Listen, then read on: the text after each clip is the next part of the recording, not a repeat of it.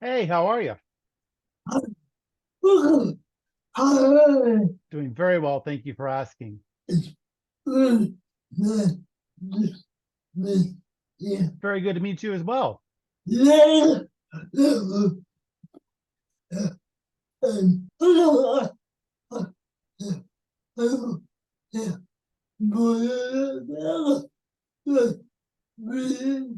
So Gabriel was born in 2006.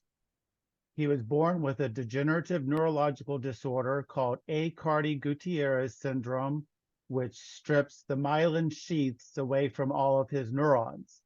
It left him severely disabled, speech impaired, hearing impaired, couldn't walk, couldn't eat for himself. Obviously not going to learn in the sense that a neurotypical individual would learn.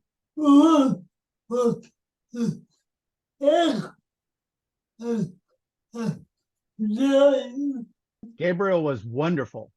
Despite his impairments, despite the neurological disorder, the 6 years that we had with Gabriel, while challenging, fun at times, were a learning experience. He was a joy to be around. He loved to laugh. He loved to be held, loved to hug, loved to be around animals, loved to experience new things as often as we could get him out.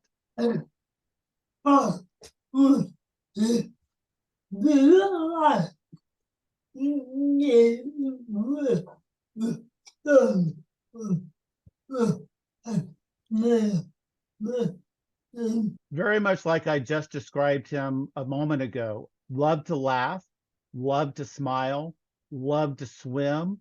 Obviously, I would also warn them or prepare them for the truth that Gabriel was going to be in a wheelchair. If they saw him standing, it was going to be with an assisted device called a stander or a walker. Let them know that they didn't need to be afraid to hold him, that they could hold him, because he loved to be held, loved to be hugged by others. Encourage the individuals meeting Gabriel that they did not need to be scared of Gabriel. They did not need to be scared of the disability that the neurological disorder caused.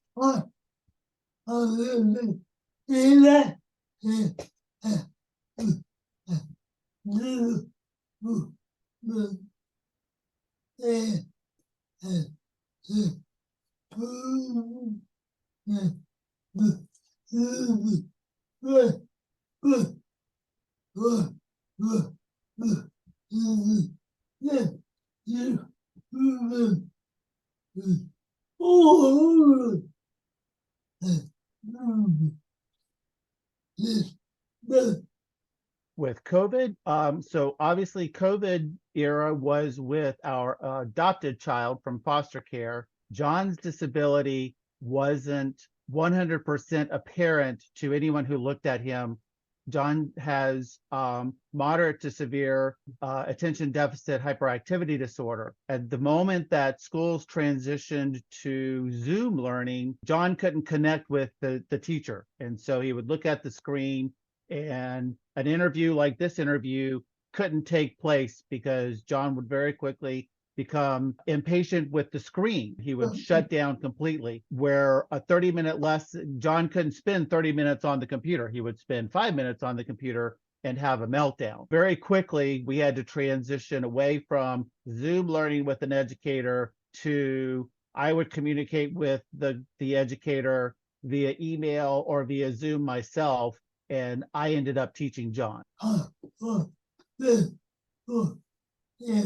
It was difficult. The COVIDian shutdowns that lasted in the Charlotte area for about a year were very challenging for us. We didn't get, even as an educator, I wasn't able to bring John along as fast as he needed to come along. A lot of learning loss took place in that year for John. For obvious reasons, I couldn't work. I was home with John 24/7. And so it created a lot of challenges, and there's a lot of learning loss being made up for John. We have since taken John out of the public school system and placed him in a private school, which more appropriately meets his needs.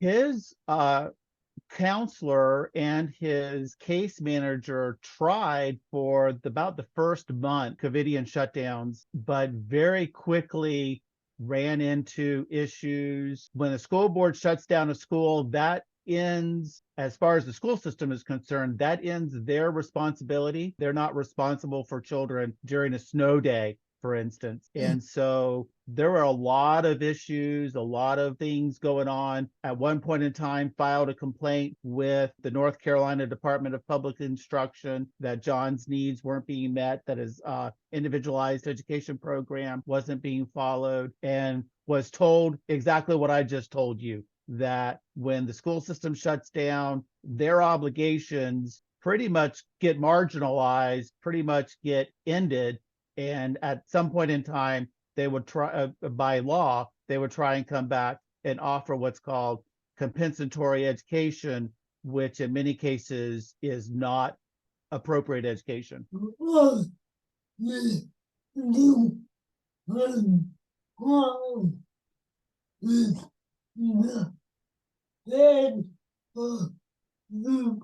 Obviously, we want to be careful. COVID was a unique situation. The initial shutdowns, it was understandable that the support wasn't there. But by the start of the next school year, by the start of the 2020-2021 school year, school systems should have had a plan in place. Particularly in Charlotte, that plan wasn't well communicated, if it was formulated at all. And so transparency, communication, lack of planning, all of those played into the difficulties that students and families were facing during the next year of Zoom learning.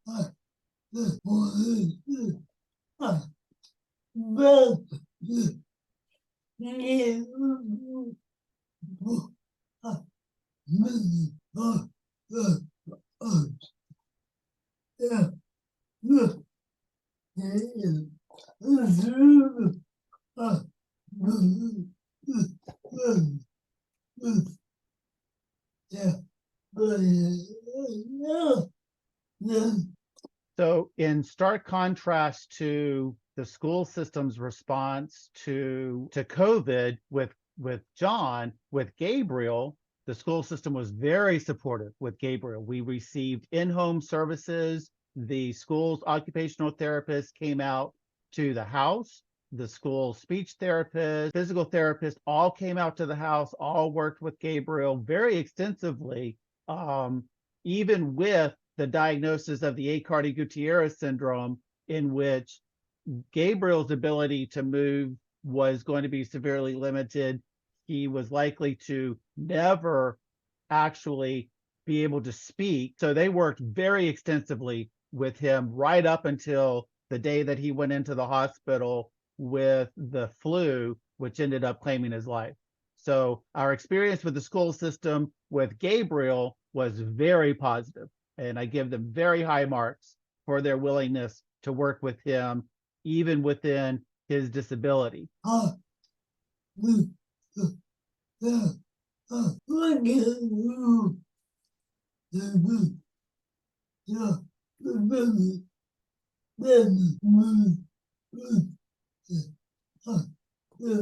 Well, obviously, when one loses anybody, when one loses a child, one goes through a period of grief. It was a very difficult grief. The severity of the grief lasted for a good year. We found out shortly after Gabriel passed away that we couldn't have any more biological children.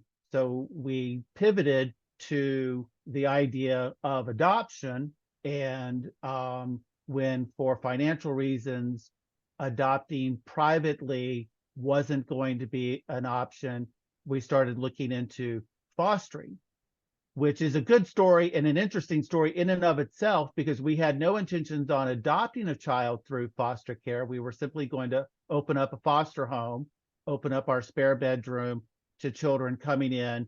And for viewers who don't understand, the purpose of foster care is to bring a child out of their biological home so that the parents can get the help that they need and then reunify the children with their biological parents. So we understood that, we were opening up ourselves to bringing in children, loving them for a time, and then sending them back to their biological home. Well, we were about to get our license from North Carolina, and our social worker came to us and knew that our story with Gabriel, that we had experience raising a child with disabilities. And she presented us with the case study for John. And John at the time was just about to turn 2, but he was nonverbal. He had hydrocephalus and had spent some time in the emergency room where they had put in an emergency drain. And so they were concerned that we were going to be facing some fairly serious disabilities with John as well. And so they approached us and said, hey, we've got this child at nearly 2 years old and disabled. We're not sure how severely he's going to be disabled. Would you consider adopting this child? And we prayed about it. We considered it. We looked at all of the pros and cons. About a month or two after our license came through from the state of North Carolina, we quickly pivoted and said to North Carolina, yes, we would pursue adopting John. Brought John in, loved him, and helped get him to the place where he is today, where he's very verbal, very vocal, very outgoing. The results of all of his impairments when he was just 2 years old have largely faded away. There's some learning disability. There's obviously, again, as mentioned before, the moderate to severe attention deficit hyperactivity disorder. There's some impulsivity. He's a pretty anxious child, but we love him dearly. We love him differently than we loved Gabriel, but every bit as much as we loved Gabriel.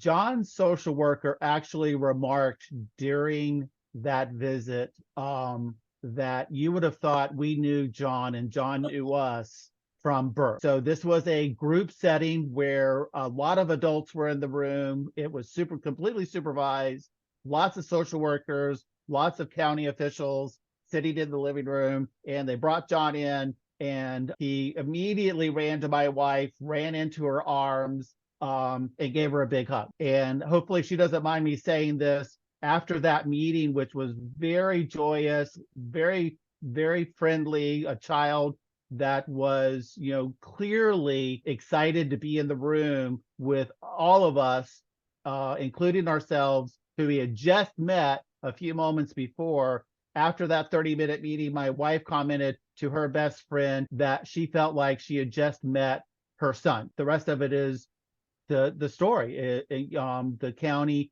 really fast-tracked the adoption. Adoptions usually take the better part of a year. This one was done within about 7 months from the time we met John to the time we were getting the adoption decree. And it was meant to be in our hearts, and it was clearly meant to be for John, because he was just absolutely joyous to be in our home. Well,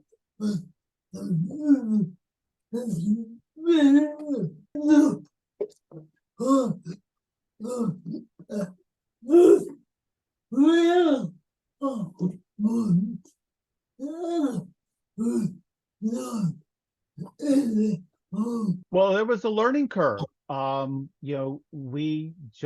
when he first came into our home, he was still non-vocal. And so there was a lot of trying to feel him out and interpreting what his few vocalizations actually meant. When he started to actually express himself vocally, there was basically a long E.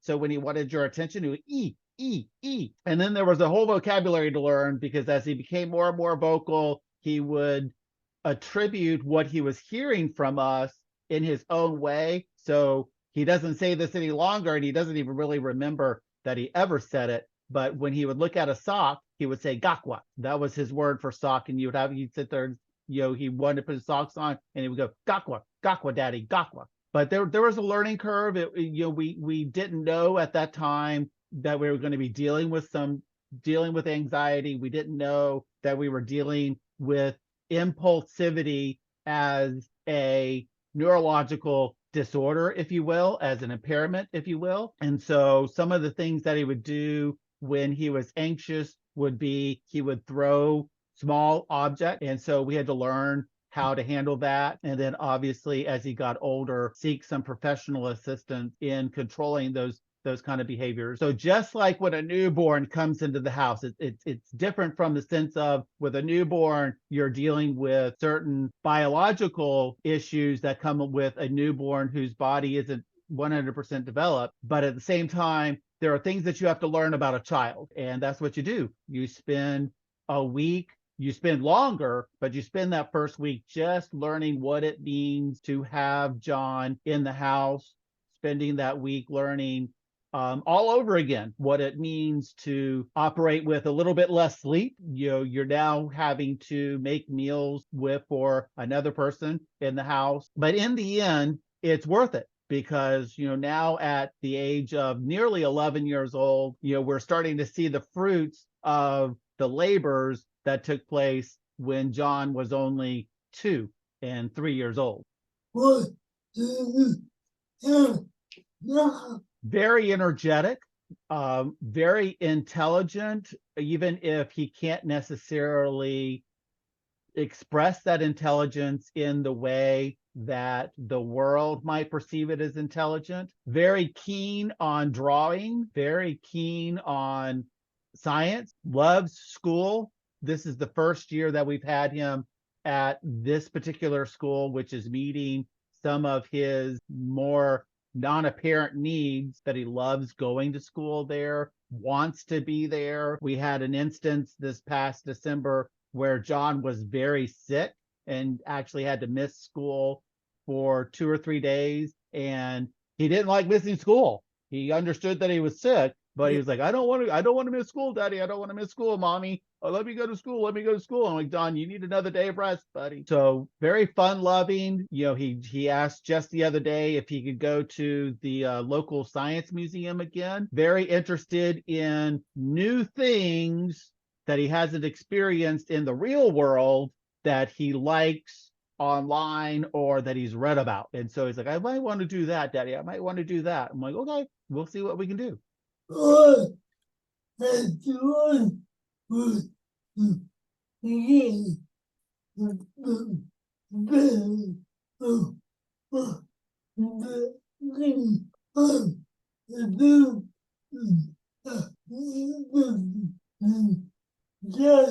Learn as much as you can about neuroatypical children. Learn as much as you can about any disability that you might be looking at adopting a child with. Don't just say, because in your heart you want to adopt our children on the autism spectrum. Actually research autism spectrum disorder and find out what it is going to be like in general, so that you can at least have the idea of what you're going to deal with in the real world. Same thing with less apparent disabilities. We did our research. We didn't know that John could be diagnosed with attention deficit hyperactivity disorder, let alone impulsivity. But fortunately, with my education background, once we got that diagnosis, we had a foundation to go on. Learn as much as you can about the process that you're going to go through, the legalities, the hoop. We adopted through foster care. So fortunately, the state of North Carolina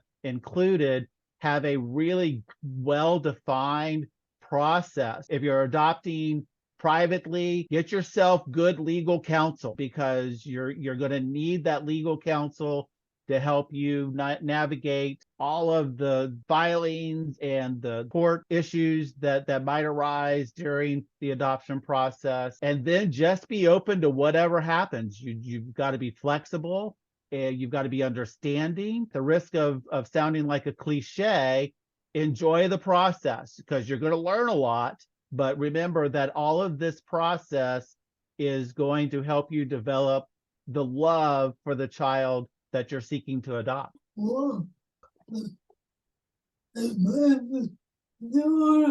Thank you.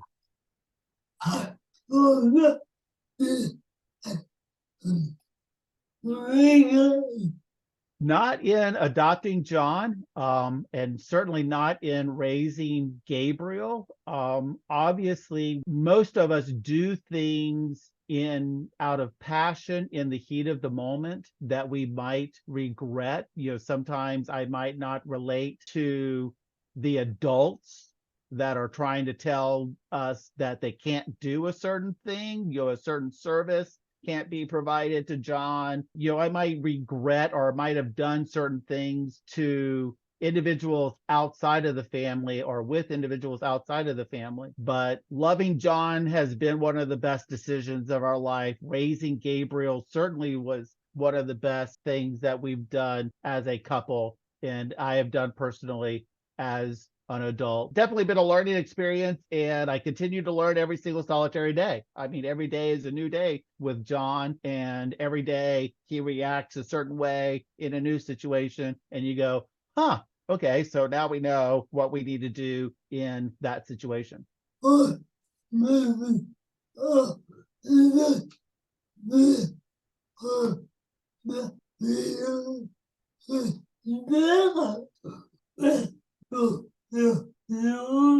Take your time, especially if you're looking at fostering children. Recognize that you're bringing children into your home to love them for a period of time. And then the state's goal is to send those children back to their biological parents. So recognize that you're going to love these children. You're going to give of yourself for these children, and then these children are going to leave you. If you're looking at adopting, be patient with the system. It's going to take some time. Understand the system, understand your rights in the system, understand the rights of the child, understand the rights of biological parents during the process, and open up your heart. Be willing to learn, be willing to love, be willing to sacrifice, be open to suggestion.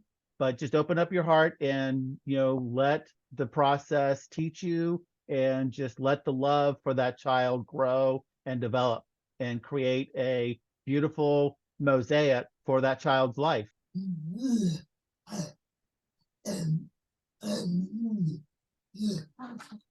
Not anything that you haven't asked me. I just want to sit there and say that this has been an amazing experience. I want to thank you for giving me the opportunity to share both Gabriel's story and John's story with your viewers, and really hope that our stories can inspire other families who are either living with disability now or seeking to care for a child, whether it be through foster care or whether it be adopting in the future. Thank you very much. I appreciate it.